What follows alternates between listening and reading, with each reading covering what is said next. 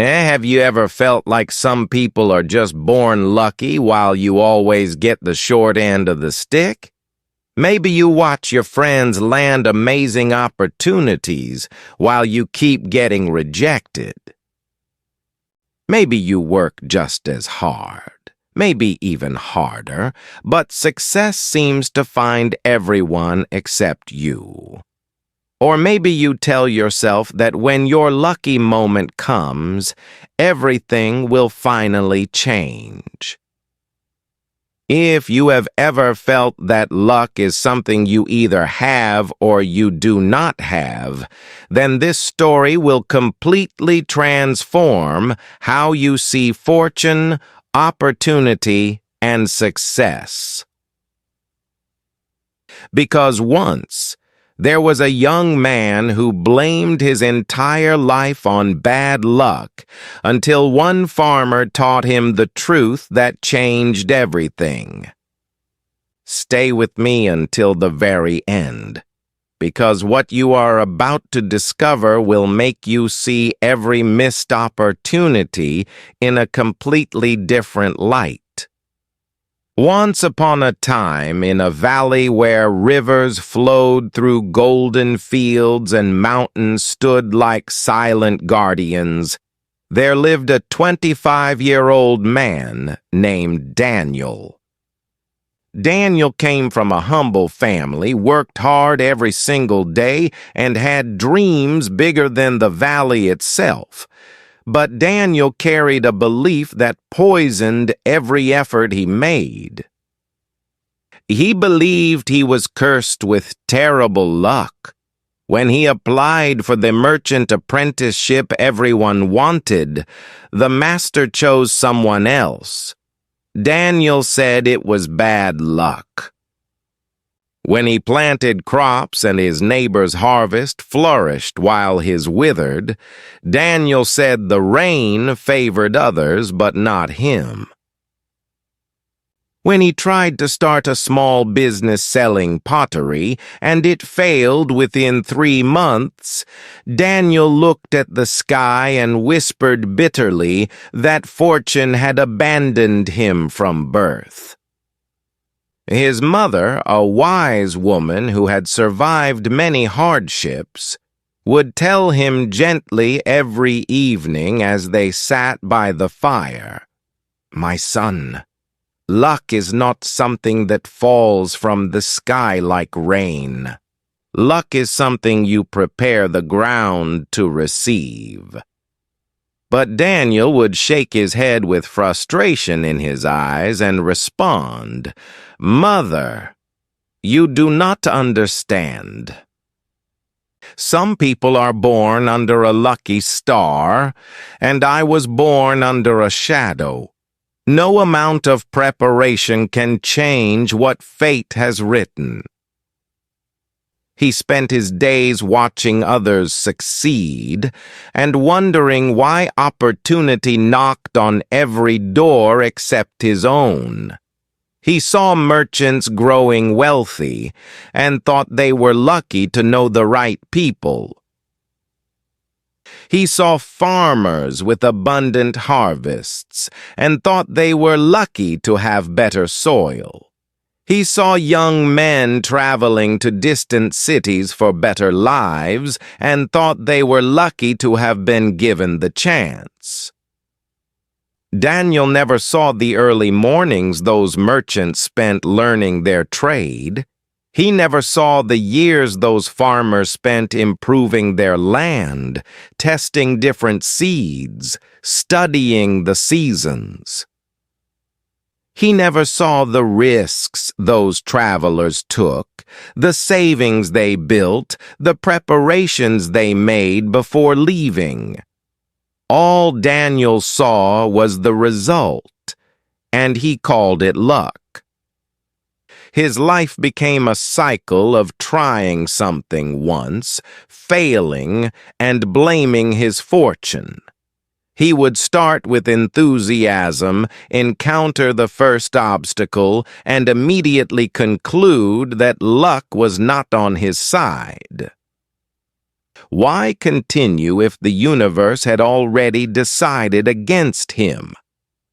One autumn morning, the village announced a grand archery competition. The prize was significant, enough gold coins to change a person's life, and an opportunity to join the royal guard, a position of honor and security. Daniel had practiced archery as a child, so when he heard the announcement, something sparked inside him. Perhaps this was finally his moment. Perhaps luck would smile on him at last. The day of the competition arrived with clear skies, and a crowd of villagers gathered around the field. 20 young men stood ready, each one believing they had a chance. Daniel took his position, picked up the bow, and looked at the target, standing 50 paces away. His heart pounded with a mixture of hope and familiar dread. The first contestant shot. The arrow flew true and struck near the center. The crowd cheered. Daniel felt his stomach tighten. The second contestant shot. Another strong hit. The third, the fourth, the fifth, each one skilled. Each arrow finding the target with precision. Then came Daniel's turn. He pulled back the string, aimed carefully, and released. The arrow veered left and missed the target entirely, landing in the grass beyond. Laughter rippled through the crowd, not cruel but amused. Daniel's face burned with shame. He was given a second chance, as all contestants were allowed 3 arrows. He shot again. This time, the arrow hit the outer edge of the target, barely scoring any points. His final arrow did slightly better, but nowhere near enough to compete. Daniel walked away from the competition with his head down, his hands trembling with humiliation and anger. He had failed again. Thought, of course he had. How could he expect anything different? He was not lucky like the others. That night, Daniel sat alone by the river, throwing stones into the dark water, each splash echoing his frustration. He thought about all the times he had tried and failed, all the times he watched others succeed while he struggled. All the evidence that proved without doubt that he was simply an unlucky person living in a world that favored everyone else. He whispered to the rushing water, his voice breaking with desperation. What is the point of trying if luck decides everything? What is the point of dreaming? If fortune has already chosen who will succeed and who will fail. As Daniel sat there drowning in self-pity, he heard footsteps approaching. An old farmer named Thomas, who lived at the edge of the village, came walking along the riverbank. Thomas was known for 2 things throughout the valley: his extraordinary harvests year after year, and his quiet, unshakable presence. People often said Thomas was the luckiest farmer in the region, blessed by forces beyond understanding. Thomas sat down beside Daniel without asking permission, his weathered hands resting on his knees, and for a long moment He simply watched the river flow. Finally, he spoke in a voice that carried the weight of decades. "I saw you at the competition today, young Daniel. You seemed surprised by your failure, yet you should not have been surprised at all." Daniel looked at him sharply, defensive and hurt. "Of course I failed. I am unlucky. I have always been unlucky. People like you would not understand." Thomas smiled gently, not mocking, but knowing. He reached into his pocket and pulled out 2 seeds, holding them in his weathered palm. "Do you see these seeds, Daniel?" Daniel nodded impatiently. "These are identical seeds. Same type, same potential, same possibility of becoming strong wheat that feeds families. Now let me ask you something. If I take this first seed and I throw it onto hard, dry ground and walk away, what will happen?" Daniel shrugged. "It will die.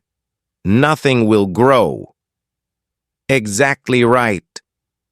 Now if I take this second seed and I prepare the soil first, breaking the hard earth, removing the stones, adding nutrients, planting the seed at the right depth, watering it consistently, protecting it from birds, pulling the weeds that compete for its resources, what will happen then?" "It will grow," Daniel admitted quietly. Thomas leaned closer, his eyes holding Daniel's with an intensity that made it impossible to look away. Most people see the harvest and call it luck. They see the golden wheat waving in the wind and say, "That farmer is so fortunate, so blessed." But they do not see the months of preparation before the seed ever touched the ground. They do not see the seasons of learning which types of soil work best, which seeds thrive in this climate, what timing produces the strongest crops. He closed his fist around the seeds. "Luck, Daniel, is not random chance falling from the sky. Luck is what happens when preparation meets opportunity. The seed is the opportunity." Everyone gets opportunities, sometimes many of them throughout life, but only those who have prepared the ground will see those seeds grow into something beautiful. Thomas stood up and gestured for Daniel to follow him. They walked to Thomas's barn, and inside, Daniel saw something that shook him. The walls were covered with notes, drawings, observations about weather patterns, soil conditions, and crop rotations spanning back decades. Shelves held different seed varieties, each labeled with years of testing results. Tools hung in perfect order, each one maintained, sharpened, ready. "Do you see this?"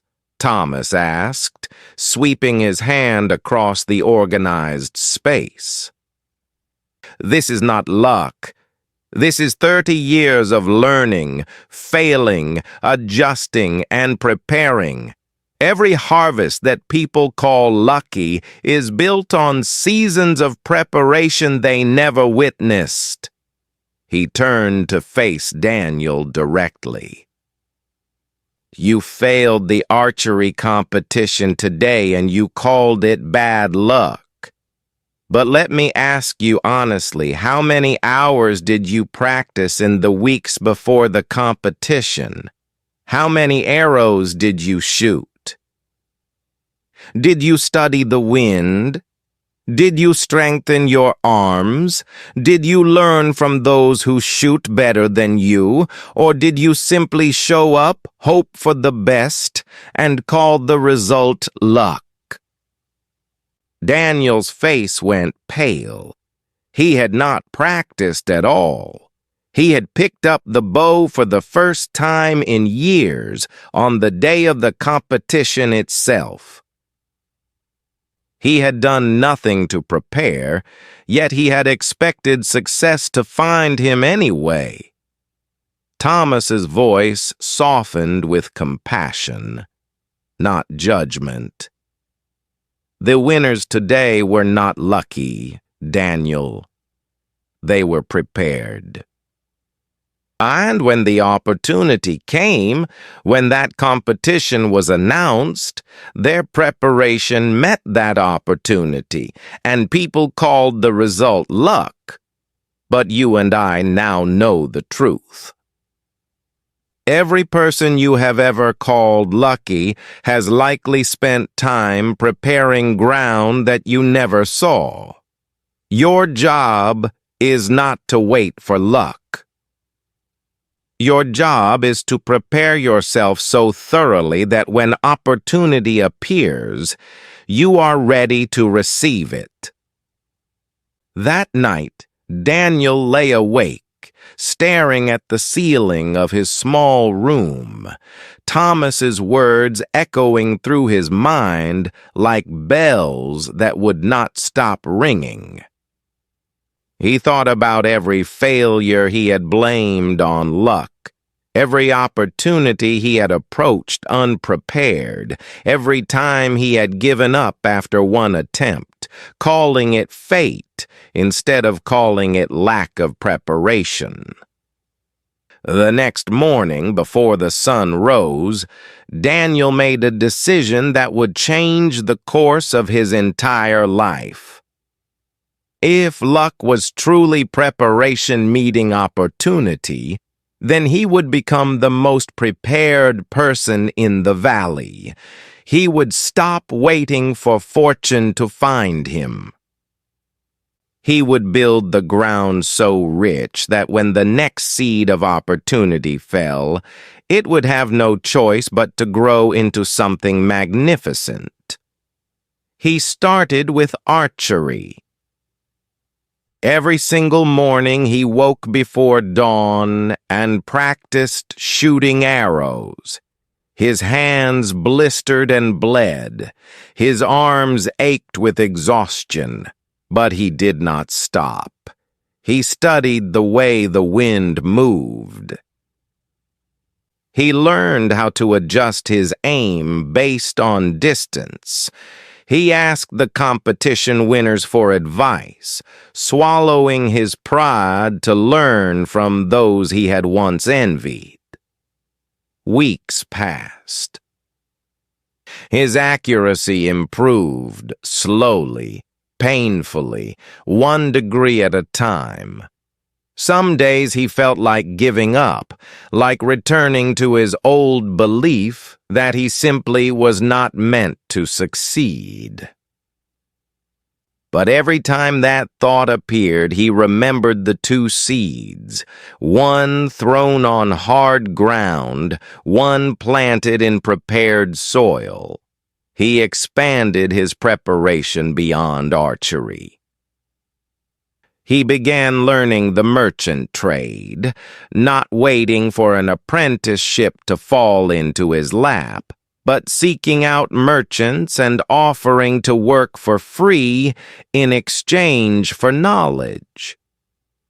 He studied pottery again, this time learning from masters instead of trying to figure it out alone.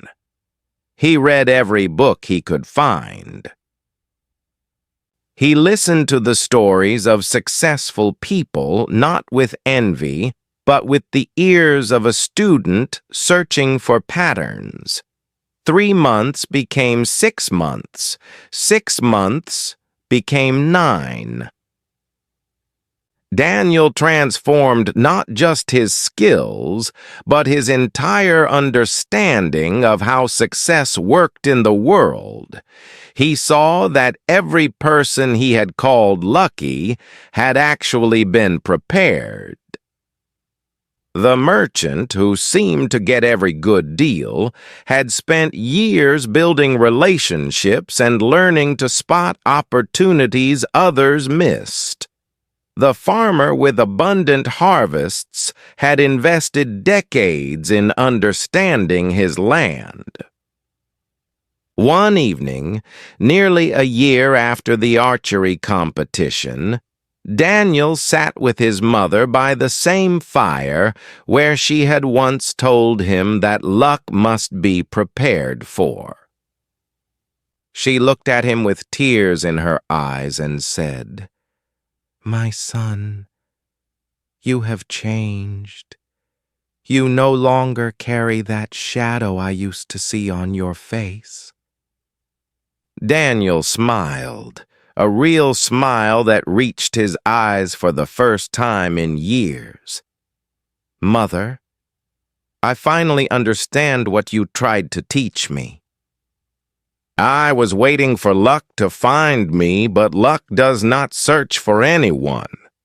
Opportunity appears to everyone equally. The difference is whether we are ready when it arrives." When the next archery competition was announced the following year, Daniel was ready. Not because luck had changed, not because the universe suddenly favored him, but because he had spent 12 months preparing the ground of his abilities, watering the seeds of his skills, removing the weeds of his excuses. He stepped up to the line with steady hands and a calm heart. He shot 3 arrows. Each one flew true. Guided not by luck but by countless hours of practice, he did not win first place, but he placed third, earning recognition and a position as an assistant to the royal guard. The crowd cheered, and someone shouted, "Daniel is so lucky today." He smiled, knowing what they could not see. Ow! The early mornings, the bleeding hands, the failures in private that taught him how to succeed in public, the year of preparation that made this moment possible. Thomas stood in the crowd, watching with quiet pride, and when their eyes met, Daniel nodded with deep gratitude. The old farmer had given him more than advice. He had given him the key to creating his own fortune. My friend, Daniel's story is your story. It is my story. It is the story of every person who has ever looked at someone else's success and called it luck, while ignoring the invisible preparation that made that success possible. Here is the truth that will set you free from the prison of waiting for luck to find you. First principle, luck is not random chance. Luck is preparation meeting opportunity. Every time you see someone succeed and call it luck, ask yourself what preparation you did not witness. Ask yourself how many hours they invested before the moment you noticed them. Second principle, opportunities come to everyone, but they only grow in prepared ground. You can receive 100 opportunities in your life, but if you have not prepared yourself to recognize them, to act on them, to turn them into something valuable, they will pass by like seeds thrown on concrete that never take root. Third principle. Preparation is done in private long before opportunity appears in public. The year of training that no one sees creates the moment of success that everyone notices. Stop waiting for your lucky break. Start preparing so thoroughly that when your opportunity comes, you are the most ready person in the room. So here is what I want you to do right now, today. Before you close this video and return to your life, think about the area where you most wish you were luckier. Maybe it is your career. Maybe it is your relationships. Maybe it is your health, your finances, your creative pursuits. Now ask yourself honestly, what am I doing to prepare for the opportunity I am hoping will come? Am I studying the skills I will need? Am I building the knowledge base? Am I developing the character? Am I putting in the hours when no one is watching? Clears throat. Because if you are waiting for luck without preparing, you are throwing seeds on hard ground and wondering why nothing grows. But if you start preparing today, if you commit to becoming so skilled, so knowledgeable, so ready that when opportunity knocks, you are prepared to answer, then what the world calls luck will start happening to you over and over again. You are not unlucky. You have never been unlucky. You have simply been unprepared. But today, that changes. Today you start preparing the ground. Today you stop blaming fortune and start building it. Thank you for being part of today's story. Remember, every story you hear is a new step on your journey to mastering English. If you found this video helpful, please give it a like and subscribe to Read and Rise English. Together, let's learn, grow, and rise. Until next time, keep reading and keep rising.